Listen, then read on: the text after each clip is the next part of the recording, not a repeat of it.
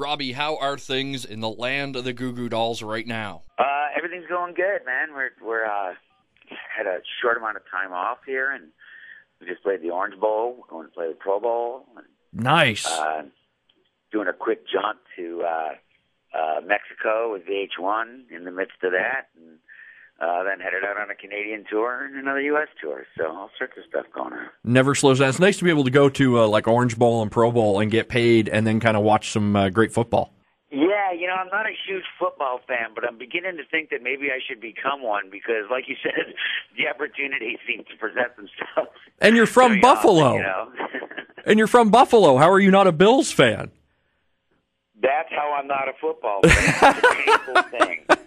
Actually, that does explain it, yeah. Yeah, they don't really play football in Buffalo. It's kind of a reasonable facsimile of football, so... Yeah, it's also like often like a combination of like hockey and football because of the the location of the stadium. It's like a big ice rink. Exactly. A lot of the time. Did you get into hockey being from Buffalo? Yeah, I played a little hockey, a little tennis ball hockey when I was a kid, and seen a few games here. But I think I got into the rock and roll thing because that was sort of the route I took. Well, rather than being Yeah, playing ball hockey is a pretty Canadian thing to do, and Buffalo's so close. You're borderline a Canadian, my friend. Yeah, we're honorary. Exactly. We're honorary Canadians. And yeah, we grew up on the Uncle Bobby show and House of Frightenstein as well. Mr. Dress Up. Oh yes, we're twisted too. Nice. Anybody that can reference Mr. Dress Up is good in my books. Yeah. Oh yeah. There were Stomp and Tom records in my house. It's like we're pretty Canadian around here. You started out as the singer in the group, which a lot of people don't know, I don't think, that you were actually the vocalist, and then you handed it off. Were you worried that was going to affect your groupie situation? Because bassists are pretty low on the groupie ladder. Oh, I don't know, man. I don't know. I'm doing all right.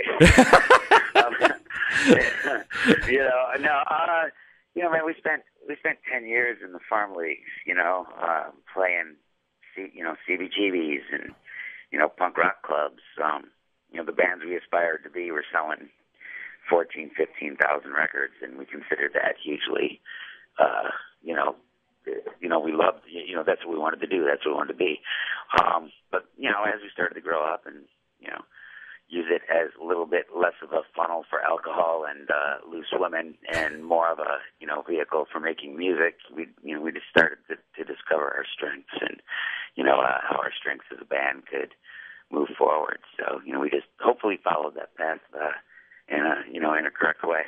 Well, yeah, I mean, you say you come out of the CBGB. So many great bands came out of there. What was it like to be in that club, knowing the history of it and just its importance musically now? Yeah, we were able to go to all those places after, they had already, become legendary. So, so we were, well aware of the history of all those places. And, it was great to be able to share the same, air and space, as a lot of those great bands, before those places ended up disappearing. You were talking about the transition that you made as a band musically, and you guys had songs on a ton of soundtracks, and especially in today's music environment, do you think that's important for a band to help develop a fan base? I think it doesn't hurt. I think these days anything you can do, as I mentioned, we're doing, we do football games, and we played on Dancing with the Stars here. The way people consume their music has changed dramatically. It's not about, making yourself a CD and getting it out there for people to buy anymore. It's more about, being in their awareness and existing within their awareness. So I think things like soundtracks and maybe soundtracks a little bit less, television hugely these days. I think that those have become, the new vehicle for, how you get the word out there about the music you make. So I think it's really important still. Yeah, and you had a song on the Smallville soundtrack for the TV show, and you had one on the Batman and Robin soundtrack. Who wins, Superman or Batman? I think it's a draw. A draw? I think it's a draw. I think that they'll try to eke like a few sequels out of that one. So, sure.